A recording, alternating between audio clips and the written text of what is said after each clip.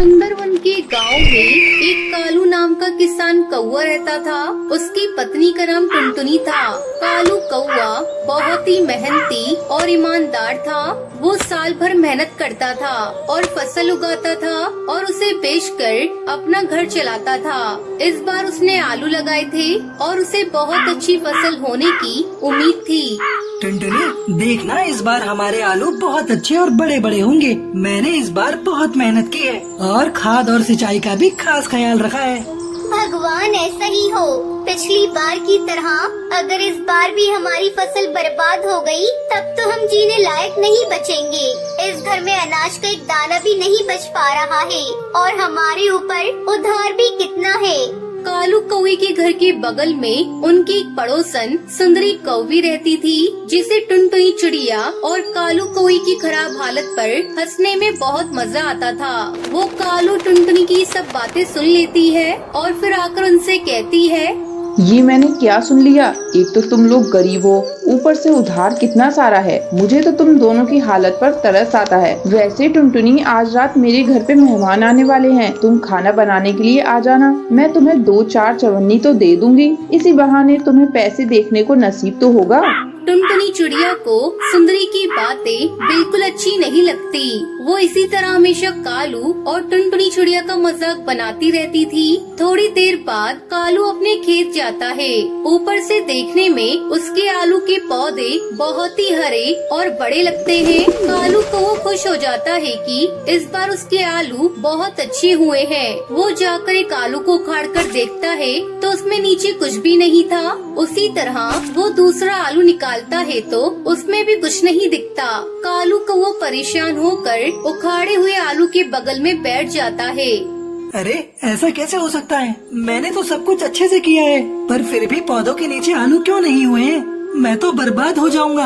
अब मैं क्या करूं? मुझे तो कुछ समझ नहीं आ रहा है। ये सब सोचकर कालू रोने लगता है। जैसे ही उसके आंसू आलू के पौधे पर पड़ते हैं, सभी पौधों में सोने के आलू आ जाते हैं। कालू ये देखकर बहुत ज्यादा हैरान हो जाता है। अरे, ये क्या? इन सब में तो सोने के आलू आ गए। अब तो मेरी सारी समस्या का समाधान हो जाएगा। मैं सारा उधार चुका दूंगा और घर के लिए राशन भी खरीद लूंगा। भगवान, तेरा लाख लाख शुक्रिया। कालू सारे सोने के आलू को एक बोरे में भरकर घर ले जाता है और टुनटुनी को इस बारे में कुछ नहीं बताता। एक आलू को बेचकर वो अपने घर में राशन खरीद लेता है और इसी तरह सारा कर्ज भी चुका देता है। एक दिन सुंदरी कौवी घर आती है। मैंने सुना है तेरा पति इस बार आलू बेचने नहीं गया। क्या हुआ? तुम दोनों की फसल इस बार भी बर्बाद हो गई क्या? अब तो तुम लोग सड़क पे आ जाओगे। ऐसा कुछ नहीं है। हमारी फसल अच्छी हुई है और हम सड़क पर भी नहीं आने वाले। लगता है कालू ने तुम्हें कुछ बताया नहीं। उससे पूछो जरा, बाजार में आलू बेचने क्यों नहीं गया? तुम लोग उधार कैसे चुकाओगे? अब तो राम ही बचा पाएंगे तुम दोनों को। इतना बोलकर पड़ोसन हंसते हुए घर से बाहर चली जाती है। टुनटुनी चिड़िया बहुत दुखी हो जाती है कि कालू ने उसे कुछ भी नहीं बताया और अगर फसल बर्बाद हो गई थी तो राशन का सामान कहाँ से लाया था। कालू जब घर लौटता है तो वो उससे पूछ ही लेती है।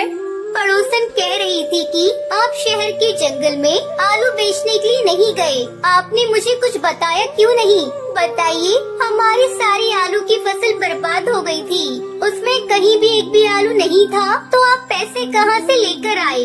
उसके बाद कालू टुनटुनी चिड़िया को सारी बात बताता है और उसे सोने के आलू का बोरा दिखाता है। सुंदरी कौवी छुपके से खिड़की से झांक रही होती है और वो भी सारी बातें सुन लेती है। अरे, इन गरीबों के पास इतना सारा सोना कहाँ से आ गया? ये गरीब इनका क्या करेंगे? ये सब सोना तो मेरे पास होना चाहिए। अगले दिन सुंदरी कौवी टुनटुनी चिड़िया के घर जाती है। अरे गरीबों, तुम दोनों को तो अभी एक समय का पेट भर का खाना भी नसीब नहीं हो रहा होगा। मैंने तुम लोगों की मदद करने का निश्चय किया है। आज तुम दोनों के लिए मेरे घर पे दावत है। दावत खाने जरूर आ जाना। कालू और टुनटुनी को ये बात सुनकर हैरानी होती है, पर फिर भी वो दोपहर में पड़ोसन के घर दावत खाने चले जाते हैं। वहाँ पर सुंदरी उन्हें तरह तरह के पकवान परोसती है। कालू कौआ और टुनटुनी चिड़िया खाना खाने लगते हैं। सुंदरी चुपके से अपने घर से निकलकर उनके घर में जाती है और आलू के बोरे में से आलू निकालकर लेने लगती है। जैसे ही वो आलू को हाथ लगाती है, वो आलू एक भारी पत्थर में बदल जाता है। वो पत्थर पड़ोसन के पैर पर गिर जाता है। मेरा पैर। सुंदरी कौवे के चिल्लाने की आवाज सुनकर कालू टुनटुनी अपने घर वापस आते हैं। वो देखते हैं कि पड़ोसन क्या करने की कोशिश कर रही थी। तभी मैं सोच रही थी कि जिसने आज तक हमें कभी दावत पर नहीं बुलाया, आज वो हमें इतनी शौक से स्वादिष्ट खाना क्यों परोस रही है। ये हमें उधर उलझाकर रखना चाहती थी ताकि हमारे सोने के आलू चोरी कर सके। अरे पर इसके छूते ही आलू पत्थर में बदल गया। इस सुंदरी ने लालच में आकर हमारे आलू चोरी करने की कोशिश जो की है, इसको जीवन धन दौलत की कोई कमी नहीं है, फिर भी इसे संतोष नहीं है। दूसरों के धन दाने पर इसकी नजर आ जाती है। इसी वजह से ही सोने के आलू पत्थर में बदल गए हैं। हाँ कालू, तुम सही कह रहे हो। मुझे भी लगता है ऐसा ही है। पर जब तक ये सारे आलू हमारे घर पर रहेंगे, हमें भी मुसीबत रहेगी। हम अपनी जरूरत के हिसाब से आलू रख लेते हैं और बाकी सबको वहीं जाकर वापस जमीन में गाड़ देते हैं। शायद इससे किसी और की जरूरत पूरी हो जाए।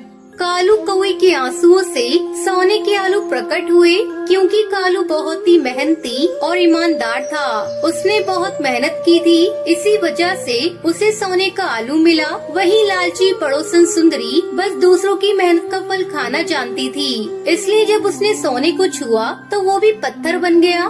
तो दोस्तों, इस कहानी से हमें सीख मिलती है कि हमें मेहनत और ईमानदारी से काम करना चाहिए और कभी भी लालच और चोरी नहीं करनी चाहिए।